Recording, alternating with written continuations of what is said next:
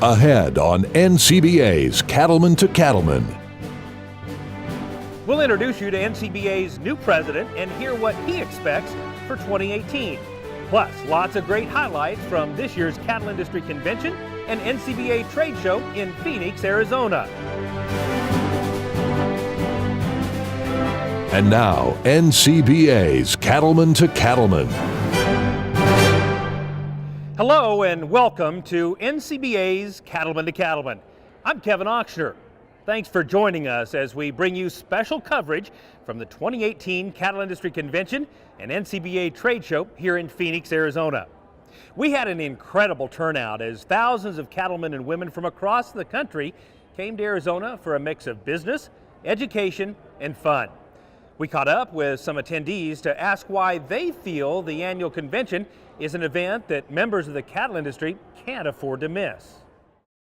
I go to a lot of conventions, and this is the best of any that I go to, whether it's citrus or even our Florida Cattlemen's is good, but I love this national convention. It's one of the best I'll go to. So I attended the 2018 Cattlemen's Convention because I am a Utah beef ambassador and I'm representing our state at a national level, as well as what's a better place to come learn about our industry. I've been coming to the cattle industry conventions for pretty close to 40 years now, and it's always been a learning experience, but it's the input you have into the policy of this organization that really is a benefit to everybody. When I first started in coming to the National Cattlemen's, we had very little presence in Washington, D.C., and we'd been hurt pretty bad by the farm bills that went on, and because we had no input, and now we're a real presence in Washington, D.C., and it pays off. You know, I think the number one reason I attend the Cattle Industry Convention is just for the fact it's a wonderful time to network, and at the same time it's a great time to learn about the new educational things that are coming out concerning our industry, and get to see some of the new innovations and stuff that's coming down the pipeline in terms of what different businesses and operations are offering for cattle producers. It's warmer here than it is home. Now, networking, see the people, I mean, you learn a lot here. Whether you're here going to Cattlemen's College, taking the classes, but the networking and seeing the people and seeing old friends, that's, at my age, that's the reason I come. It's entertainment for old men. I really enjoy coming to the NCBA Cattlemen's Convention every year. It's always fun to meet old friends, meet new ones, and learn is really what I come for, is to learn what's out there, to see, get information on new topics. I learn something every time I go, and it's very important here. So that's why I show up. One of the highlights of convention is the introduction of the new president of the National Cattlemen's Beef Association. It's a big job, and the person leading the way this year is Kevin Kester of California. Let's take a closer look at what life is like back home for Kevin and his family.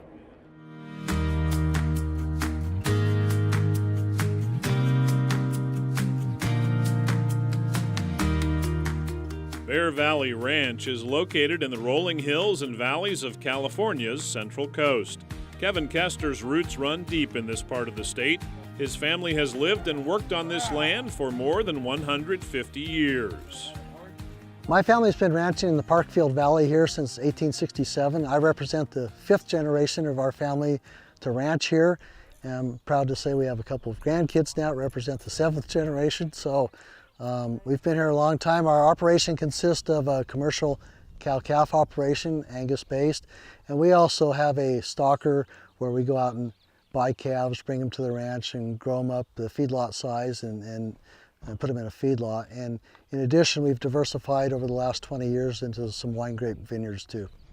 This part of California has a moderate climate, which means the Kesters are able to keep their cattle on pasture for most of the year. I can honestly say that the Central Coast of California does provide a great climate for raising cattle. We get warm summers with low humidities. We might get an inch of snow once or twice maybe during the winter, so our climate is great. Kevin and his wife June have 3 kids who are all involved in the operation. That support will be vital in the coming year because Kevin expects to spend around 300 days on the road as NCBA president. I'm very fortunate and thankful that I've got a strong family behind me to look after the operation here. And so my wife June and daughter Kayleen, son Cody, and daughter Kara, she's still at college, but when she's home in the summertime, do a lot of the work on the ranch in my absence. And so that's what's allowed me to give back to the industry, which we love, because my family has my back. Kevin has been a leader in the California cattle industry for several years and is a past president of the California Cattlemen's Association. Now he steps into the role of president of NCBA, representing producers across the country. I look forward to traveling across the country as NCBA president and meeting fellow cattlemen and in all sectors, all across the country. I learned so much by talking to fellow ranchers and farmers and getting to hear their perspective from their parts of the country. It's really eye-opening, and it's really beneficial to have an understanding. Just like when we encourage agency folks to come and visit us, I think it's really good for NCBA officers to be around the country listening to the input from our members. While with NCBA, Kevin has served in a number of roles, including as chairman of the Joint International Markets Committee. This knowledge of the cattle industry, both in the U.S. and internationally, will be a huge advantage as cattle producers look to open more foreign markets for U.S. beef. We need to ramp up our trade, get our export markets increasing more than they are right now, because we have a big supply of protein across all sectors, and our trade is what's going to keep us healthy financially into the future. And so I'm really going to focus on these trade issues to try to keep us sustainable. California is one of the country's most regulated states, so Kevin is sensitive to the impact that over-regulation by the government can have on a cattle operation's bottom line. The biggest threats to the beef industry is over-regulation. That's the #1 thing that keeps me awake at night. Every bureaucrat has their area of responsibility that they're focused on without much regard to all the other entities that are doing the same thing. So you add them all up, and the cost of compliance for all these multi-layer of regulations will be the first thing that will put most of us out of business. Another priority for Kevin as president is growing NCBA membership. He's a believer in the value of cattlemen joining together to accomplish shared goals. If more cattlemen become engaged in the process, that is a win-win for individuals and as a whole. I just can't overstress how important it is to be engaged and be a part of the process in whatever manner you can take the time to do so. People can be surprised and are surprised that your voice actually can make a huge difference. I was surprised years ago, my first trips to Washington, D.C., and I met with local congressmen and senators and started having interaction, and then carrying proposed policies from our local levels up through our state to the national level. One person can make a difference. I can testify wholeheartedly that one voice can truly make a difference, and so that's why I always encourage everybody, do what you can, participate, be part of the solution, and it will pay dividends for the industry. Kevin Kester is serious about fighting for the nation's cattle producers, and he'll spend each day as NCBA president working to protect and enhance the business and political climate for all members of the U.S. beef cattle industry. As corny as it sounds, but it's very true, and I say this all the time, I want to give back to the industry which has provided 130 years or more of keeping my family in business here in California and ranching. And so I truly want to give back to the industry in order not only for my future generations, but for everybody's future generations to have the opportunity to stay in business.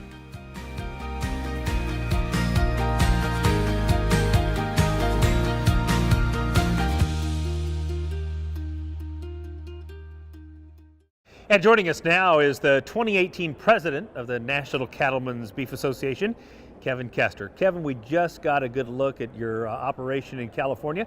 What else can you tell our viewers about your family operation? Well, I do have a little tidbit to share with you about our operation.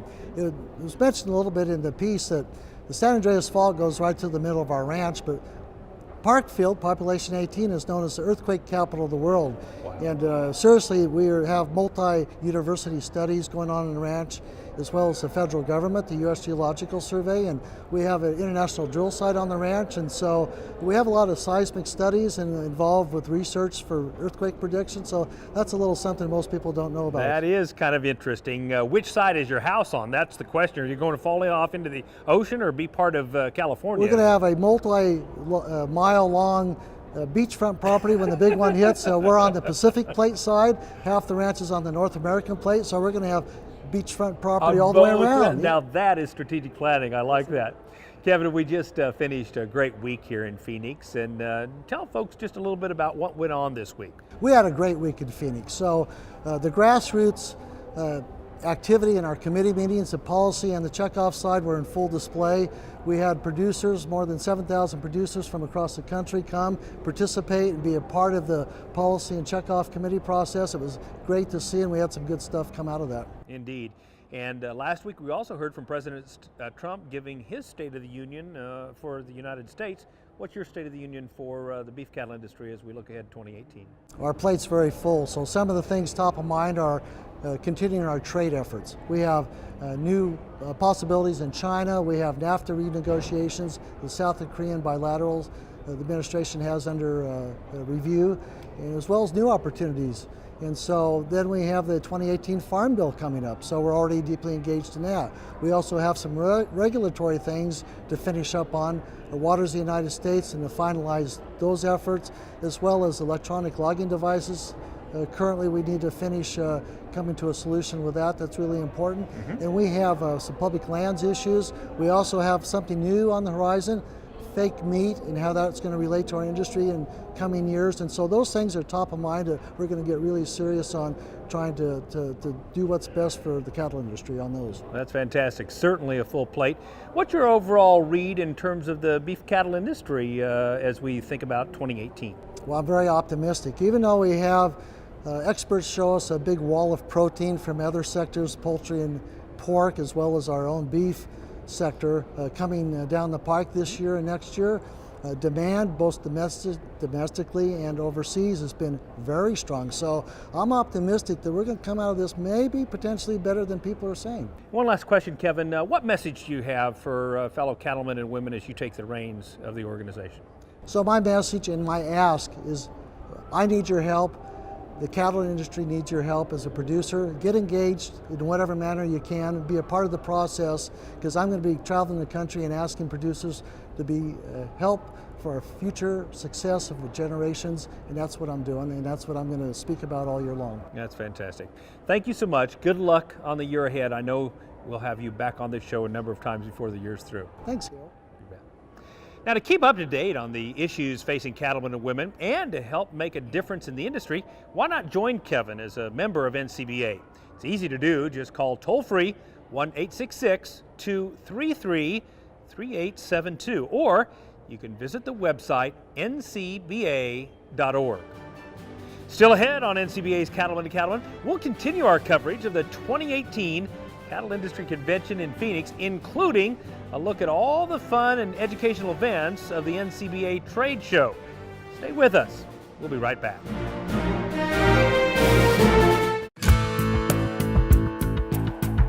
Public land issues are somewhat unique.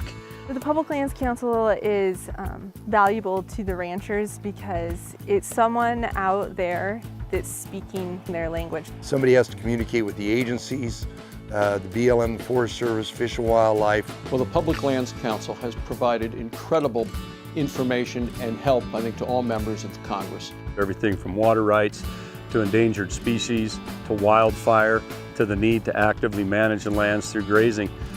And there's always a new battle coming up. The people on the land know much better what's good for them, their land, and their community than anybody in Washington ever will or ever has. So for them to have someone who is out there helping send their message and helping them keep their industry alive, super important for them. There's no way you can really put a value on what they do for us. So having someone in Washington, D.C., a voice for the industry, a voice for public land ranching, such as PLC, Public Lands Council, is huge.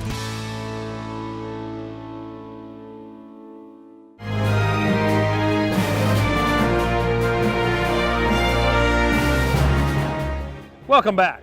We're in Phoenix for the 2018 Cattle Industry Convention and NCBA Trade Show. Now, this trade show is the largest in the business and something members of the cattle industry can't afford to miss. Let's check in with Cattlemen to Cattlemen reporter Lane Nordlund, who has a look at one of the great educational opportunities that was available at the trade show. During the 2018 Cattle Industry Convention and NCBA Trade Show held in sunny Phoenix, Arizona, cattlemen and women had the opportunity to learn from speakers from across the nation on all topics involving the livestock industry. And of course, one highlight is the NCBA Trade Show, which is just inside the convention center. But that trade show also comes to the street. We're calling it Route 66. And there is vendors from across the nation with equipment and also livestock handling equipment. And behind us here is the Aeroquip Livestock Handling Arena, and joining us today is Dr. Ron Gill with Texas A&M University. Dr. Gill, you've worked with livestock producers for many years, trying to help enhance livestock handling techniques and make things better out on the farm and ranch for producers and for cattle. What are some of the tips you always share with the cattlemen and women out there about enhancing the livestock operations through handling cattle properly? Well, the main thing to think about in that kind of scenario is trying to get, well, think about this. Livestock handling doesn't cost you anything to get better at it, but there's a positive return. So it's one of the few things on a ranching operation, we get a full return on our investment. And so as we look at trying to do things better, it's safer for the people that are working at the ranch, it's safer on the cattle, easier on the cattle, controls shrink, and a whole bunch of other things just kind of roll in together. And the whole area of stress and antibiotic issues that we're facing in the industry and trying to cut down on antibiotic use and be judicious in our use of them, all of it kind of comes back to managing stress and managing, that all starts with human interaction. Nearly everything stressful to a cow is someone human did it to them. Now, during cattlemen's colleges that have been sponsored by Zoetis for over 20 years now, it's always really relayed that the fastest way to work cattle is slow. That's what my dad has always said, that's what my grandpa's always said, but there's always a little more that cattlemen and women can go home with by attending cattlemen's colleges like right here at the Aeroquip Livestock Handling Arena. Yeah, that's true. And you know, a lot of times that saying of working cattle slowly is kind of misinterpreted. It doesn't mean everything has to go slow, but the person has to be in tune with the cattle, and that speed has to match up. And so that's something that we talk about quite a bit in the way we handle cattle. But these trainings broaden your horizons. That's why I'm here watching somebody else do this year. I want to see what they say. And every time we have a chance to interact with somebody that might know a little more than we do, we ought to do it. Because I don't think we're the smartest person on the planet, so we better keep trying to learn. I had a good saying one time, when you're green, you're growing, you're ripe, you get rotten. So I don't want to get rotten. Well, Dr. Gill, thanks for sharing your thoughts on handling livestock here at the Livestock Handling Arena, sponsored by Aeroquip. And of course, if you weren't able to make it to Phoenix for the Cattle Industry Convention, you can find the YouTube videos of these handling workshops by some outstanding livestock experts. Just visit ncba.org. Kevin, I'll send it back to you. Thanks, Lane, for the update. There was certainly a lot to see and do here in Phoenix. Now, when we come back, we'll have more from our team of reporters as they go behind the scenes at the largest cattle industry convention and trade show. Don't go away. We'll have more right after this. What does it mean to be dependable? It means you do what you say you'll do time and time again. Because performance isn't optional, and your task is essential. For over 95 years, we have proven ourselves to be the most dependable choice. That's why the cattlemen of this great nation trust Ritchie to provide fresh water on demand. Ritchie, proud to be a partner to the American cattlemen since 1921. Don't miss the 2018 NCBA Legislative Conference in Washington, D.C. It's your opportunity to meet with congressional leaders and federal agency influencers to let them know where cattlemen and women stand on critical issues that impact the cattle business and our way of life. Make plans to be in Washington, D.C. April 10th to the 12th for the 2018 NCBA Legislative Conference. Details at ncba.org.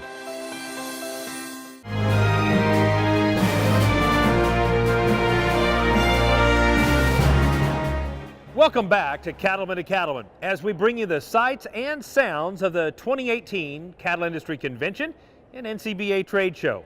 Now, believe me, there was plenty to see and do here in Phoenix. And Cattlemen to Cattlemen reporter Russell Nemitz joins us now with more. Russell? Well, Kevin, there is certainly a lot of excitement at this year's Cattle Industry Convention and NCBA Trade Show here in Phoenix, Arizona.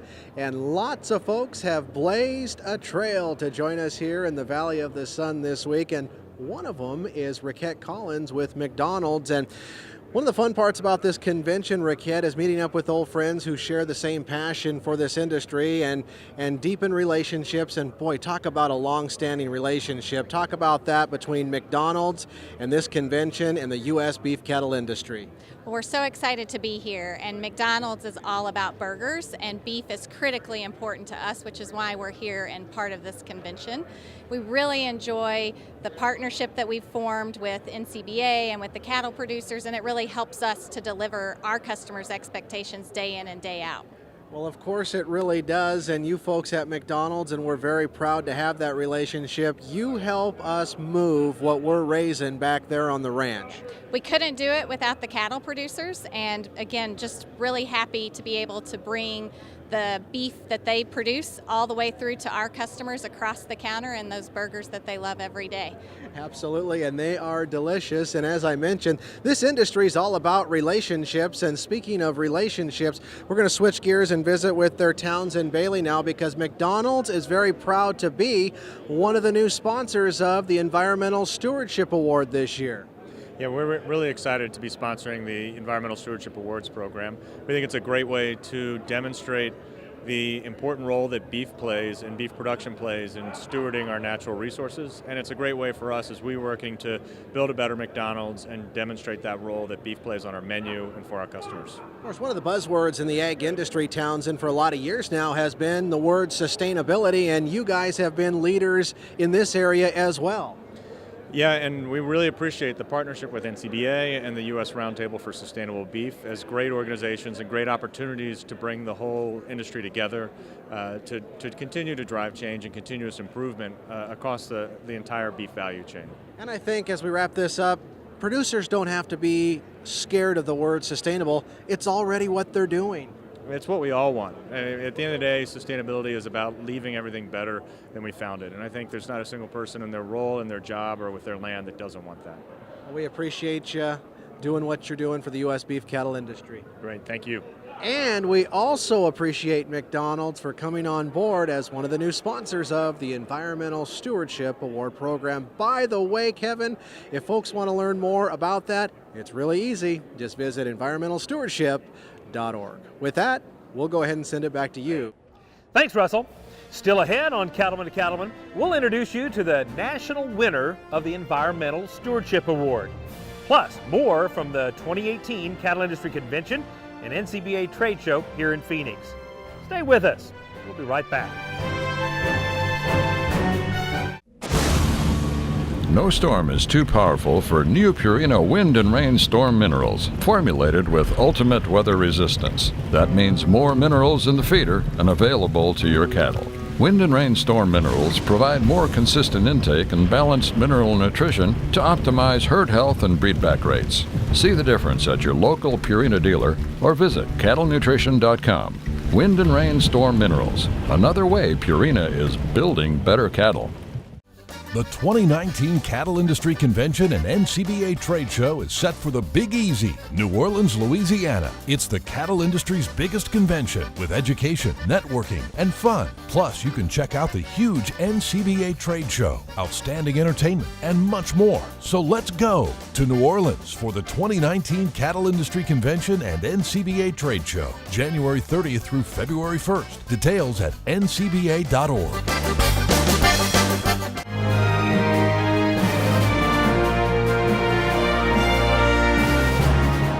I'm standing here with the 2017 national winners of the Environmental Stewardship Award, Jim and Jeannie Ohako of the Chevelon Butte Ranch in Winslow, Arizona.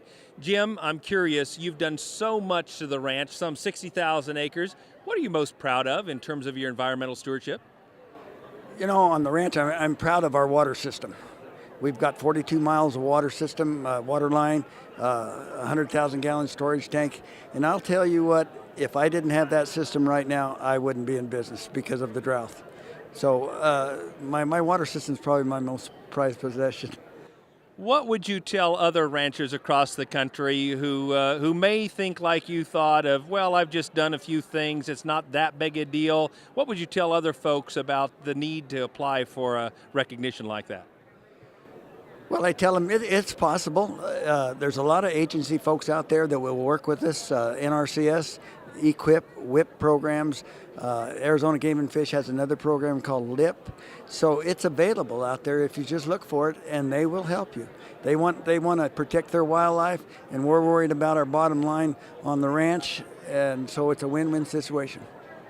You both have an incredible story. I congratulate you once again, the 2017 winners of the Environmental Stewardship Award. Let's take a closer look at the Chevelon Butte Ranch.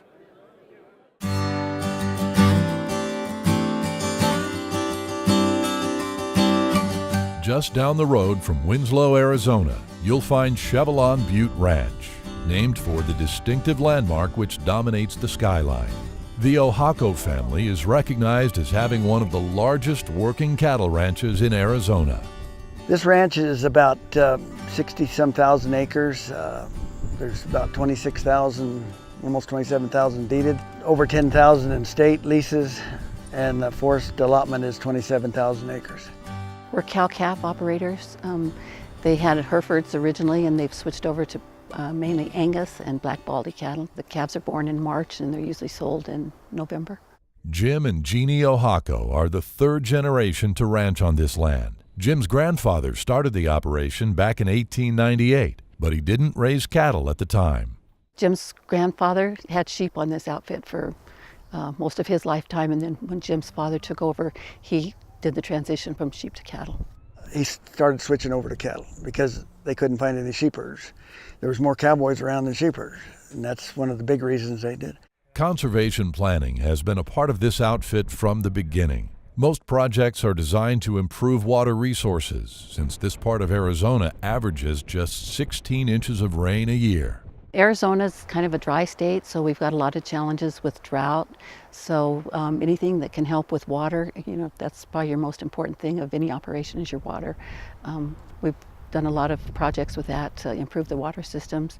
Jim has worked alongside state and federal agencies to improve the ranch for cattle grazing and wildlife. One project restored around 14,000 acres of grasslands by removing invasive juniper. We've added to what my dad did.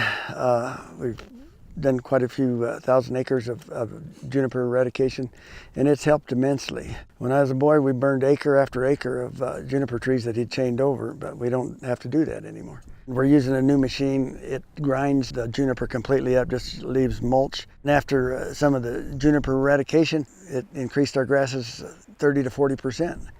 So it made a big difference. But the biggest project, by far, was the installation of the High Point well, which allowed water distribution to all corners of the operation. We decided to put the storage tank, it's a 100,000 gallon storage tank, on top of the highest mesa around here, so that's why it got the name High Point. It was initially just going to be another well with a storage tank and a little bit of pipeline off of it. And before we knew it, we ended up with over 40 miles of pipeline and over 30 drinkers on it. It took us almost 10 years.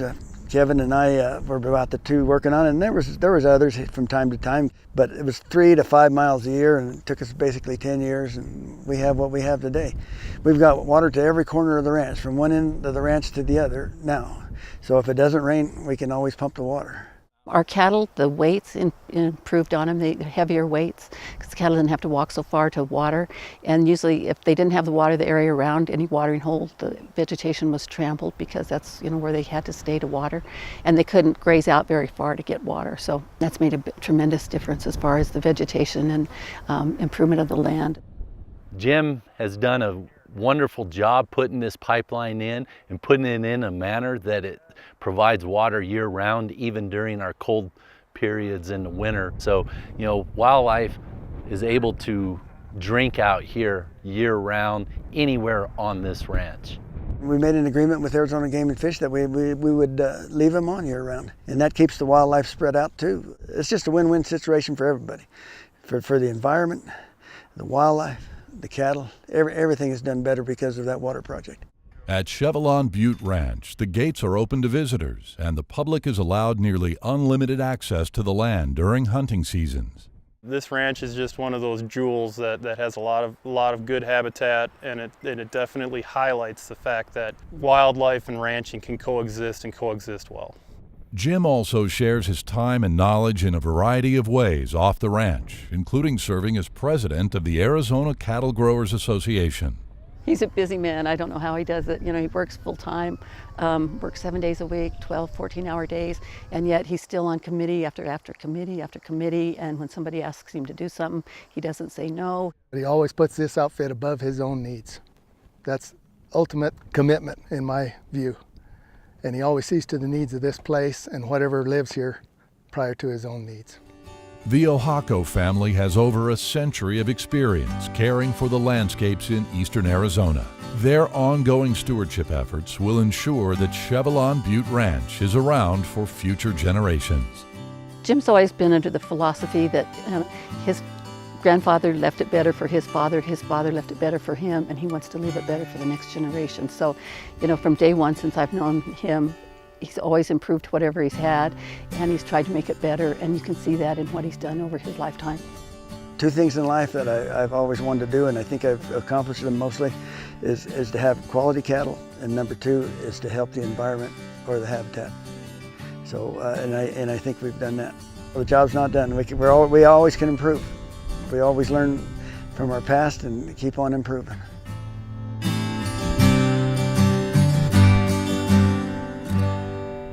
Each year, the Environmental Stewardship Award Program recognizes the nation's best cattle and livestock operations and their stewardship and conservation efforts. Nominations for the 2018 Environmental Stewardship Award are open now. Nominations can be submitted by any organization, group, or individual on behalf of a U.S. cattle producer. To download a nomination packet or to learn more about the award, simply visit environmentalstewardship.org. Still ahead on this special edition of Cattlemen to Cattlemen, we've got an exclusive look at what life is like at home for the cowboy poet Baxter Black. Plus, more from the 2018 Cattle Industry Convention and NCBA Trade Show. Stay with us. This is yours, and so is what grows there. Not theirs or theirs, yours. You need this to fight this and this to grow more this. Because the more of this you feed them, the less this you spend on that, which leaves more of this here. Don't let them take this from you. Chaparral takes care of weeds and brush, and that's that. Don't miss the 2018 NCBA Legislative Conference in Washington, D.C. It's your opportunity to meet with congressional leaders and federal agency influencers to let them know where cattlemen and women stand on critical issues that impact the cattle business and our way of life. Make plans to be in Washington, D.C. April 10th to the 12th for the 2018 NCBA Legislative Conference. Details at ncba.org.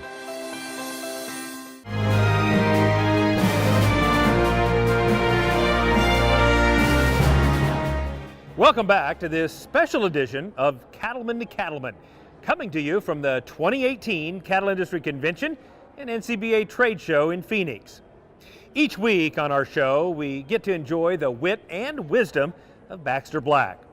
Now, most people don't realize that Baxter lives right here in Arizona. We had a chance to visit Baxter at his home and see what life is like for the cowboy poet. Flying high over the southeast corner of Arizona, you might just spot the land that Baxter Black calls home. He runs cattle on this land and spends plenty of time on horseback. But visit with the cowboy poet and you'll find that just about any question you ask might be fodder for a joke. I thought maybe we could just start at the very beginning and you could give us the Baxter Black from I was born in, I went to school here, and kind of what brought you here. A brilliant idea, Kate, but a lot of people really aren't interested in that. Not to disagree, but we actually think people are interested in how Baxter took the path to become a humorist and a cowboy poet. The biggest questions that I get are, I thought you was a veterinary. What are you doing up here telling stories? That's the first one.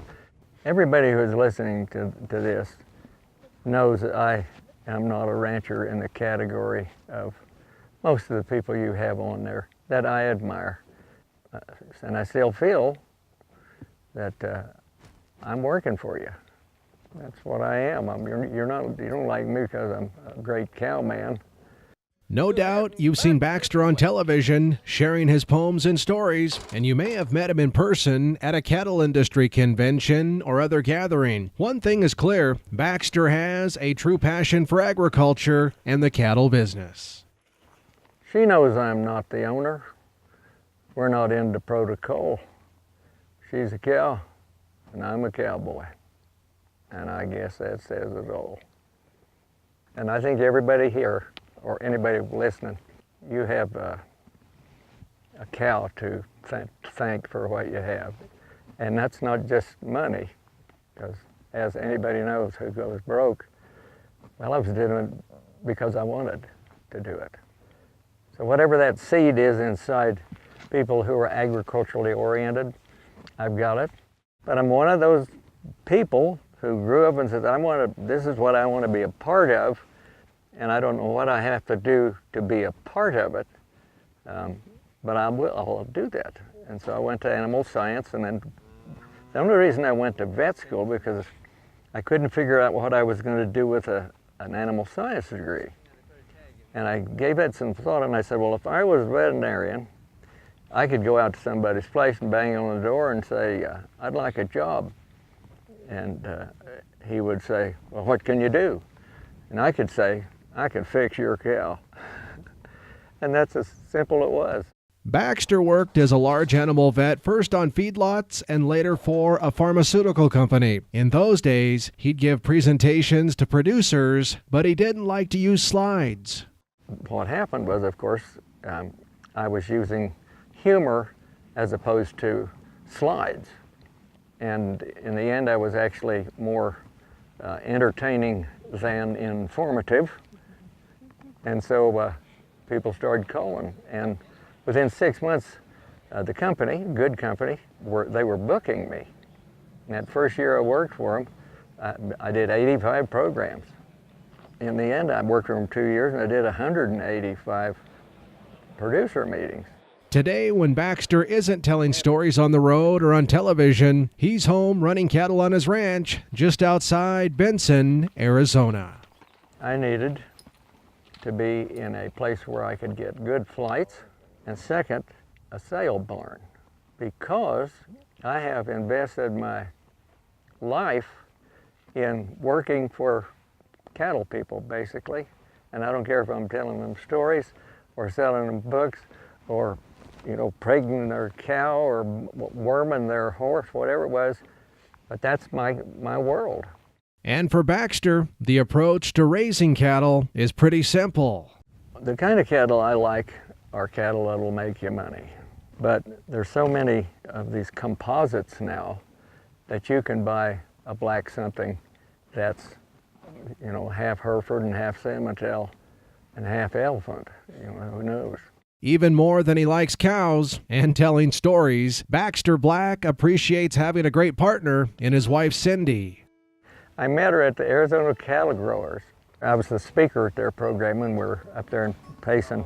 And I'm sitting on the side watching, and in the middle of this hotel, and had a little place where you could sit outside, and they were making music. That's kind of one of the things I like. And then this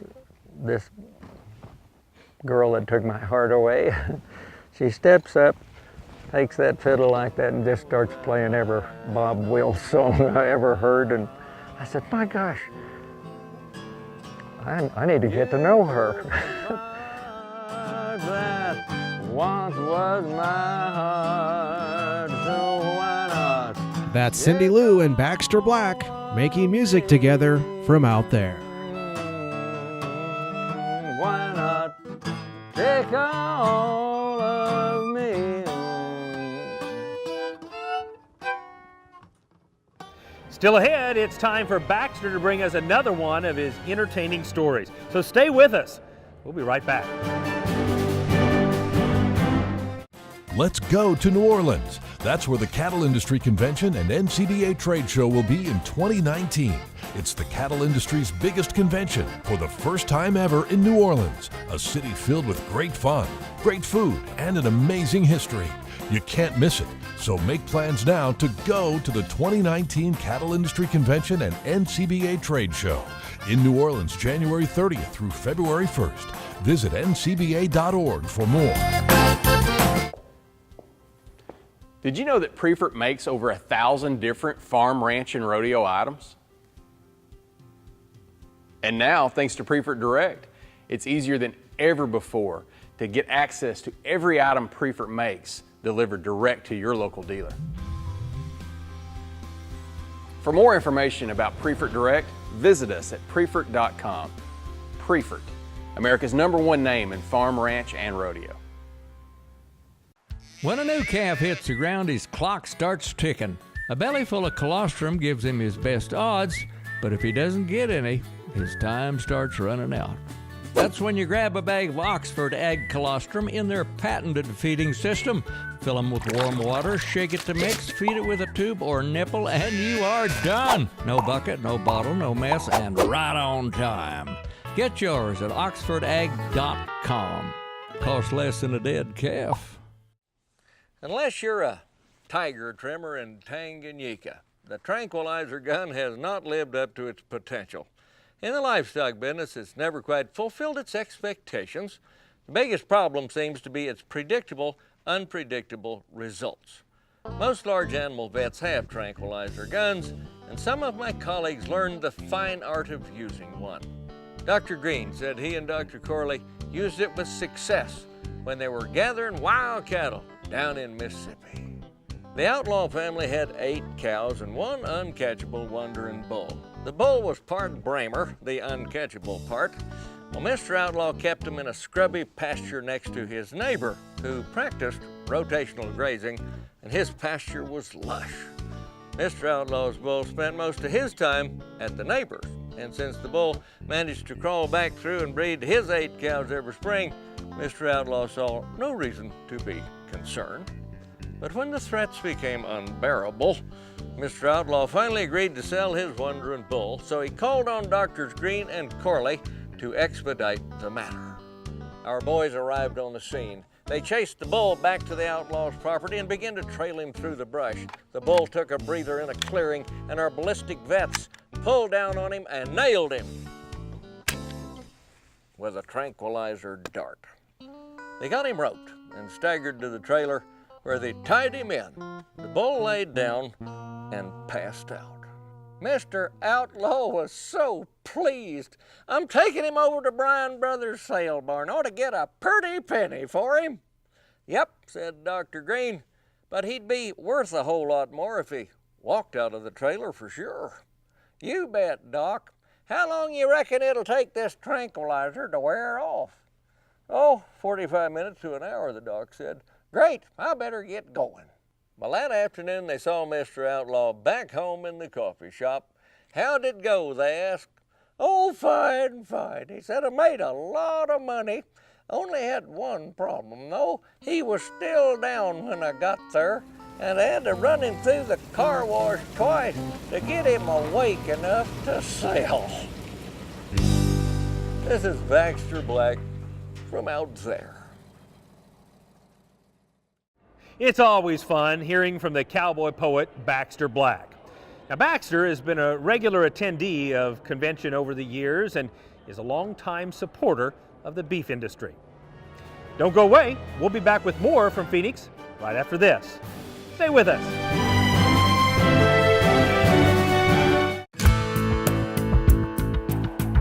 I find that the Public Lands Council does a great job in representing my members. Having someone like the Public Lands Council in Washington, D.C. is huge for us. Every time we have a change of administration, we've got a new educational process that needs to take place. And the Public Lands Council does a really good job of that, of sharing kind of the reality of what the ranchers deal with every day to those who aren't that exposed to it. I think PLC plays a great role in helping to inform and help political leaders to understand the nuances that take place on public lands. We obviously can't get away all the time to go to Washington, D.C. and to argue these issues. There are very, very few groups as small as the public land ranchers in the West that have a track record where they were that effective. In terms of working with the Public Lands Council, I'll tell you as one senator, I want to work with them, I want to stand with them, and I want to fight for them because they represent the people of our communities.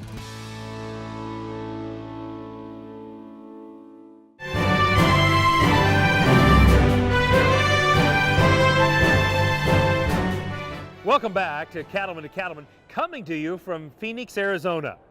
Every year, the NCBA team works hard to bring entertaining and innovative speakers to the Cattle Industry Convention, and this year was no exception. Russell Nemitz is standing by with pioneer woman Ree Drummond, who kicked things off at our opening general session. Well, one of the highlights at this year's Cattle Industry Convention and NCBA trade show here in beautiful and sunny Phoenix, Arizona was having Ladd and Ree Drummond from Oklahoma as part of this year's convention schedule. And of course, they're ranchers from Oklahoma, and Ree herself is the television star from the Food Network show Pioneer Woman, and it was fun to have you speak to cattlemen and cattlewomen from across the country today, Ree. What was it like to be here in Phoenix with all these members of the U.S. beef cattle industry?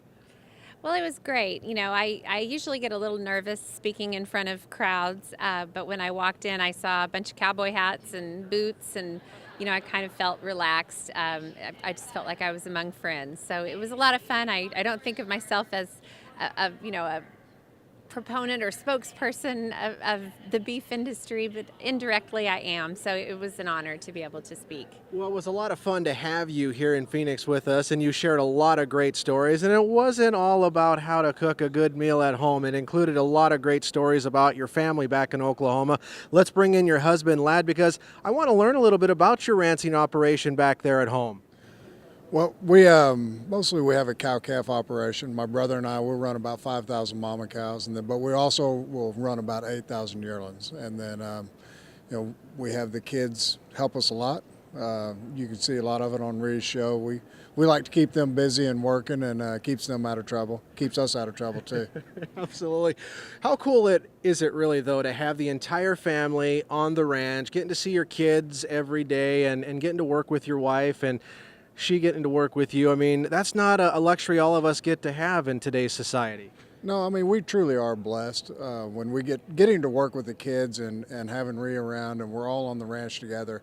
I mean, it's truly, you know, just a blessing. And that's what makes it really the most fun of everything, is being able to work with everybody. I work with my brother, my dad. You know, like a lot of ranching operations, we have a lot of family involved, and that's probably really the best part about it. Well, I want to go back to your wife for just a second or so, because she does put out some fantastic recipes. And how do you incorporate beef into your menu? Enthusiastically. You know, beef is it's just what we eat, you know. Part of it is, you know, when you're a ranching family, you tend to have a lot of beef in your freezer, and you go through the hamburger and the good steaks first, and then you're left with, you know, the different cuts and the roasts and the things that take a little longer to cook. So through the years, I've just had to, you know, use beef in different ways. Of course, you can't beat a ribeye steak, but you know, beef is a pretty versatile meat, so it's always it's always there lurking in our kitchen. Well, in addition to your television show on the Food Network and your blogs and all the other stuff you have going on, I think this audience was also interested in knowing you've actually authored some children's books. Yes, you know, I am passionate about the things that are around me every day, and that's my family, the ranch, the you know, the animals that we raise, and we also have dogs.